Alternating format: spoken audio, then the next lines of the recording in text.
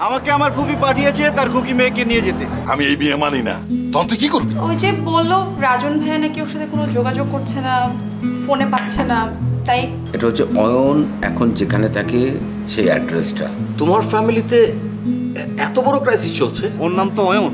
হ্যাঁ, এই ঠিকানায় আছে। পেয়েছিস? হ্যাঁ পেয়েছি, পাবো না কেন? ঢাকা শহরের জন্য দায়ী না মা, দায়ী তোমার আদরের ভাস্তে। এই জন্যই বলে মানুষকে উপকার করতে নেই। এক বোন মারা গেছে, ভাই জেলে, আরেক বোন কি তোমার সঙ্গে কোনো রকম যোগাযোগই করেনি? কি বলতেছেন ভাইজান? নিজের বাসর ঘর নিজে সাজাবো? আচ্ছা, আমি তো শুনেছি জেলখানায় গুন্ডা মাস্তান এ ধরনের লোকজন থাকে। আরে না না না, সেরকম কিছু হলে তো আমাকে বলতো।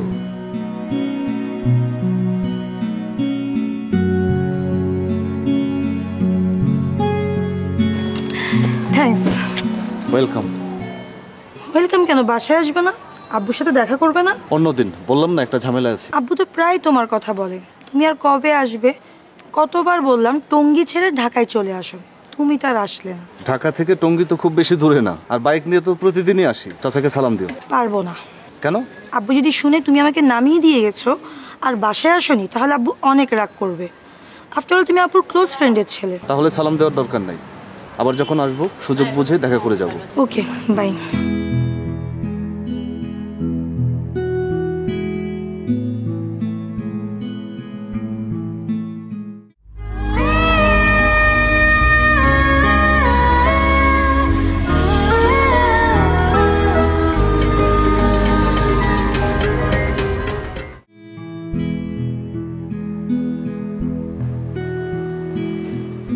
আসসালামু আলাইকুম বস। ওয়ালাইকুম আসসালাম, বসো। কি খবর মিঠু? জি ভালো খবর স্যার, অনেকদিন দেখা সাক্ষাৎ হয় না, তাই চলে আসলাম। বাহ, কিন্তু আমি কি তোমাকে বাসায় আসতে বলেছি? জি না বস, আমার একটা দায়িত্ব আছে না। হ্যাঁ, দায়িত্ব তো তুমি খুব ভালোভাবে পালন করো, সেটা তো আমি অনেকদিন ধরে নিজের চোখেই দেখছি। বস, ওই ম্যাডামের বিষয়টা ছাড়া আমি তো সব দায়িত্ব পাস করছি, কোনোটাই ফেল করি নাই। আর এইটা তো বস চলমান প্রক্রিয়ার মধ্যে আছে। ও আচ্ছা আচ্ছা আচ্ছা, তো তোমার এই চলমান প্রক্রিয়া কি অবিরত চলতেই থাকবে? জি না বস, তবে বস আমি তো আর বসে নাই।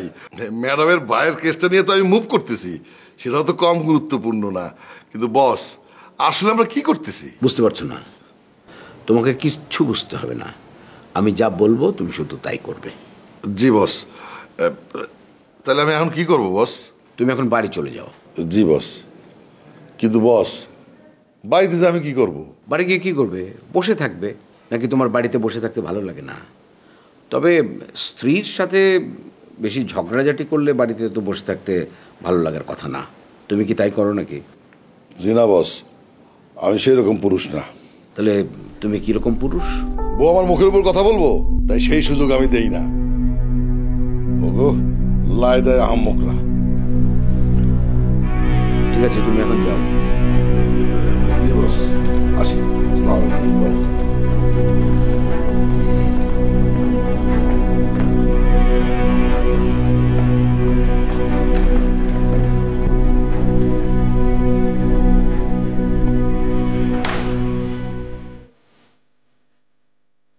কি ব্যাপার, আপনি ওইখানে বসে রয়েছেন কেন? বলতে পারতে আছে না যে কি করবো, আমার কি করা উচিত, মাথায় কিছুই আসলে খেলতে আসে না, তো দেখতে নিয়ে বসে। তাইলে কি আপনার আগের বউয়ের কথা মনে করতেছে? এটা তো খুবই স্বাভাবিক, তাই না? এটা স্বাভাবিক না? মরি গেছে যে বেড়ি, হে বেড়ির আপনি চিন্তা করেন, আর এনে জলজন্ত জিগা বসে রয়েছে তার কথা আপনি চিন্তা করেন না কেন?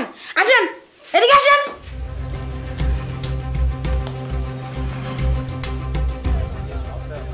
বসে নিয়ে নে।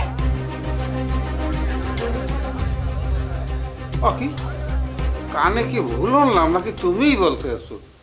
তুমি নোয়াখাইলে হেগলা কমিয়ে দেয়া, তুমি তো নোয়াখাইলে না। ও সরি, আপনারে তো একটা কথা বলতে আমি ভুলে গেছি। আমি তো বড় হইছে আমার নানার বাড়িতে নোয়াখালীতে। ঢাকা শহরে আসবার পরে দিয়ে আমার বোন মরান হয়ে গেছে।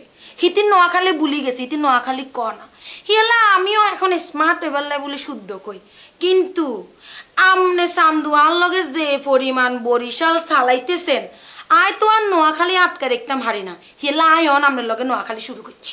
আর আমি বরিশাল চালাই যাইতেছি, কথার মানে তো বুঝলাম না। মোর বাড়ি বরিশাল, তো আমি বরিশাল বলবো না, আমি কি নোয়াখালী কমে যাইয়া? ওইসে আইজাতুন আমনে আমনের আগের বইয়ের সব স্মৃতি আমনের এই মাথাতুন জারি হালাই দেন, মানে ডিলিট করে দেন। কি কইছি বুঝছেননি? বুঝছেন না? পা কাও কি মাথায় গুনে আবার ডিলিট করিয়ে দেয় কেমনে? ও মাথাতুন ডিলিট করতে হাইতেন না কেন? কোনো সমস্যা নাই। রান্নাঘরে উতা আছে না? আছে তো। ওই উতা আনি মাঝারি সাইজে রান্নার গিয়ে মাথার মধ্যে বাড়ি দিব, দেখবেন সব কিছু ঠিক হয়ে যাবে। কি ওই পুতাই দিয়ে আমার লাগবে না, লাগবে না। আমি চেষ্টা করতে আসি, চেষ্টা করিয়া বেরান্ডে কোনো ডিলিট করে দিতে আসি। পুতাই দিয়ে বাড়ি দেওয়ান লাগবে না। জানি আপনার একটু কষ্ট হইব, তবে আপনি এত কষ্ট করে আপনি আমারে বিয়া করছেন, আপনার আগের স্মৃতি তো আপনারে বলি যাইতে হইব। বলি যাইতে হইব না? জিনিসটা আপনি হারবেন তো? কি ফাইরবেন না? না পারবো না কিরফির নে, অবশ্যই পারবো, 100 ফির পারবো। বাহ, এলেই তো আন্নের আর খুব পছন্দ হয়। নাইলে আন মতো একটা ইয়াং মাইয়া আন্নের মতো এই বুড়া খাটাসে বিয়া করতো। আপনার পকেটে মোবাইল আছে? হ্যাঁ মোবাইল তো আছে। আপনার মোবাইলটা আমারে দেন। তো কাকে ফোন করবা? কারে ফোন করুম সেটা আপনার জানার দরকার নাই। আমি আপনার মোবাইল চাইছি, আপনি আমার আপনার মোবাইলটা দেন।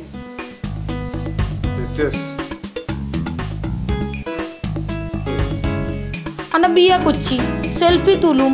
মানছে তো বিয়েতে ভিডিও করে, গান বাজনা করে, আর তো বিয়েতে কিচ্ছু করা হয় না। আয়ন মোবাইলেতে সেলফি তুলুম। আইয়েন। ওই যে একটু হার্টবিটটা বাড়িয়ে দিতে আসতো, সমস্যা নাই, চলো।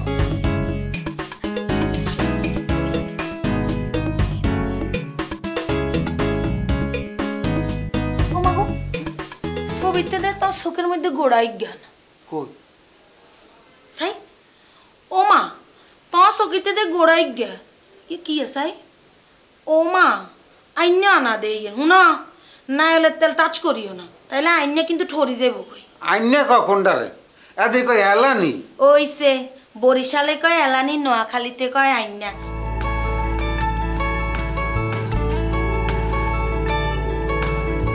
আমি আসলে 2-3 দিন খুবই ব্যস্ত ছিলাম, এই জন্য এখানে আসা হয়নি। হ্যাঁ বুঝতে পেরেছি। 3-4 দিন হয়ে গেছে তুমি আসো না, এরকম তো সাধারণত হয় না। তাই আমি স্নিগ্ধাকে বলেছিলাম ফোন করে তোমাকে আসতে বলতে। কই, উনি তো কিছু বলেননি। তোমাকে স্নিগ্ধা ফোন করেনি? না তো। ও তাহলে মনে হয় ভুলে গেছে ও। অসুবিধা নেই, আপনারা খুবই টেনশনের মধ্যে আছেন আমি বুঝতে পারছি, তবে উকিল কিন্তু তার কাজ ঠিকই করে যাচ্ছে। ও তোমাকে তো বলা হয়নি, আমি আজকে সুমনকে দেখতে গিয়েছিলাম। জেলে? হ্যাঁ। ও কেমন আছে ও? কেমন আর দেখবো, এই কয়েকদিনই চোখ মুখ একবার শুকিয়ে গেছে। হ্যাঁ এটাই তো স্বাভাবিক, জেলে তো। আচ্ছা উকিল সাহেব কি বললেন বাবা? ওকে আর কদিন জেলে থাকতে হবে? বেশি দিন থাকলে তো ছেলেটা আমার স্বাভাবিক জীবনযাপনে অসুবিধা হবে। আর ওখানে তো শুনেছি চোর ডাকাত এরকম লোকজন থাকে, ওদের সাথে মিশে না ওর আরও ক্ষতি হয়ে যায়। সেটাও তো ঠিক।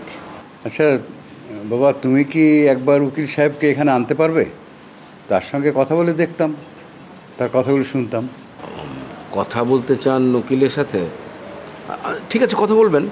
তোমার শ্বশুর আজকেই তো ওর সাথে দেখা করতে গেছেন, একটু চিন্তিত। তুমি আবার কিছু মনে করনি তো বাবা? না না, আপনারা কথা বলতে চাচ্ছেন, কথা বলবেন, অসুবিধা কি? আমি তাহলে উঠি। আরে কি বলছো, তোকে তো চা নাস্তা কিচ্ছু দেয়া হলো না, তুমি বসো।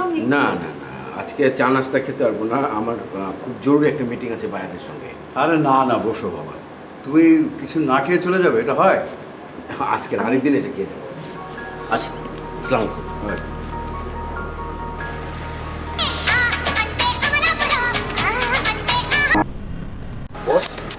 মিঠু, এই উকিল সাহেবকে আমাকে একটু ফোন করতে বলো তো, আমার নাম্বারটা দিয়ে দাও। আচ্ছা ঠিক আছে, বাসায় পাঠাবো? আরে বাসায় পাঠাবে কেন, আগে ফোন করতে বলো, কথা বলি, ঠিক আছে? বস এখনই ফোন করতে বলবো?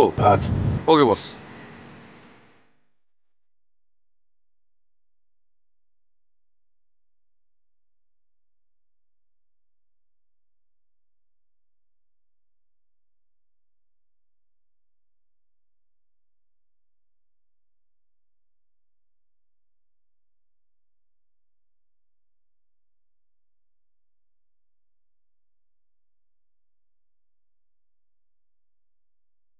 হ্যাঁ মিঠু বলো। বস, উনি আরেকজনের সাথে কথা বলতেছে, মানে ওয়েটিং এ আছে। আচ্ছা মিঠু, ওয়েটিং মানে যে আরেকজনের সাথে কথা বলছে ফোনে, সেটাকে আমি বুঝতে পারি না বলে তোমার ধারণা? ইয়ে, জি না বস, তা না, মানে আপনাকে জানাইলাম। ঠিক আছে, যখন উনি ফ্রি হবে তখন ফোন করে জানাবে যেন আমার সঙ্গে কথা বলে। জি বস, জি।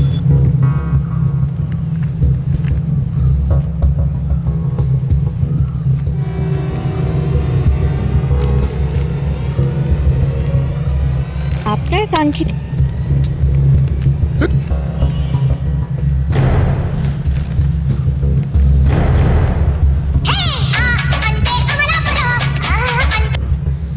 আরে ভাই, এতক্ষণ কেউ কাউরে ফোন ওয়েটিং এ রাখে? আরে ভাই, কয় মিনিট হয়েছে? 5-7 মিনিট তো হয়েছেই। শোনেন ভাই, এই উকিলের টেলিফোন সম্পর্কে আপনার কোনো ধারণাই নাই। আর 2.5 ঘন্টা 3 ঘন্টা তো আমার জন্য কোনো ব্যাপারই না।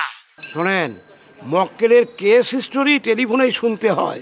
আপনি ফোনে যত খুশি ক্লায়েন্টের হিস্টোরি শোনেন, তার 14 গোষ্ঠীর হিস্টোরি শোনেন, আমি ফোনটা দিলে একটু তাড়াতাড়ি ধরেন। আরে ধরলাম তো, এখন বলেন কি বলবেন? আমি কিচ্ছু বলবো না, আপনি এক্ষুনি বসের কাছে ফোন দেন। রুবাদ সাহেবের কাছে? আরে হ্যাঁ। মার কাছে শুনলাম তুমি নাকি বেশ কদিন ধরে আছো। হ্যাঁ, এখন মনে হচ্ছে চলে যাওয়ার সময় হয়ে এসছে। কেন?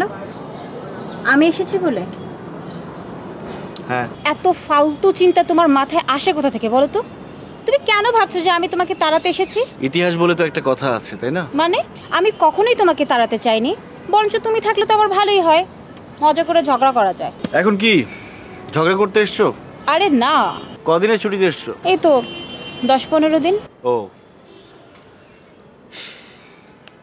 এমন ভাবে ও বললে মনে হলো আমি আসলে তুমি খুব হতাশ।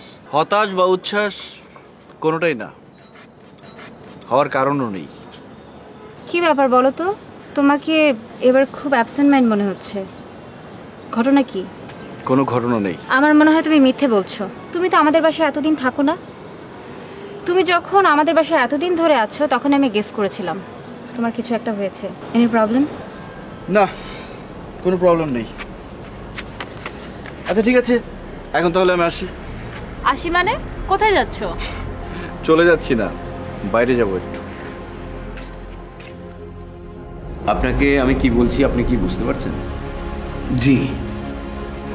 আপনি হয়তো চিন্তা করছেন যে আপনাকে সমস্ত কাগজপত্র ফাইল রেডি করতে বলা হচ্ছে, আপনাকে টাকা দেওয়া হচ্ছে, আবার শেষ মুহূর্তে আপনি যাতে ঠিকমতো মুভ না করেন সেজন্যও বলা হচ্ছে। কি আপনি এরকম ভাবছেন না? ভাবছেন তো? জি।